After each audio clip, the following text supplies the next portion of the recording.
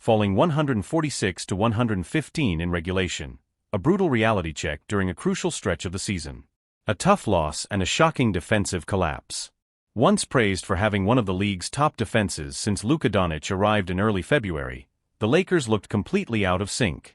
Chicago carved them up in every way imaginable: easy buckets in the paint, open threes, and fast break points that highlighted glaring lapses in communication and defensive effort from LA. Final score: Bulls 146, Lakers 115. 146 points allowed in regulation, a clear sign of defensive breakdowns.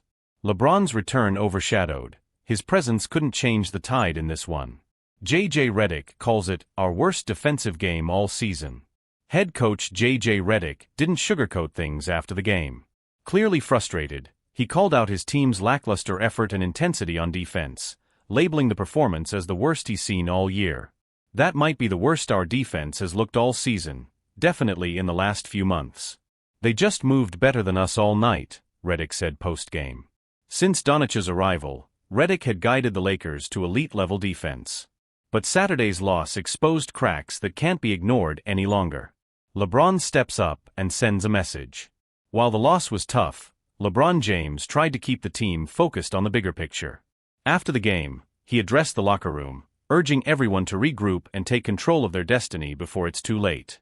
They scored in the paint, hit transition shots, knocked down threes, and we let it all happen. We've got 12 games left.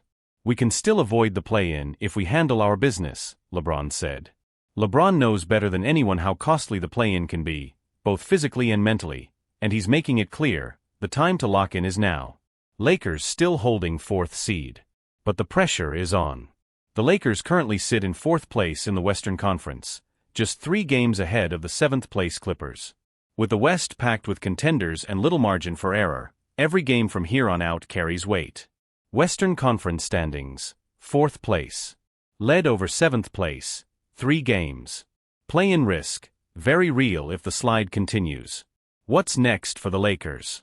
With 12 regular season games remaining, the Lakers must fix their defensive woes quickly and recapture the form that made them a force just weeks ago. Their next test comes Monday night against the Orlando Magic, a must-win opportunity to bounce back and regain momentum. Key priorities moving forward: sharpen defensive communication.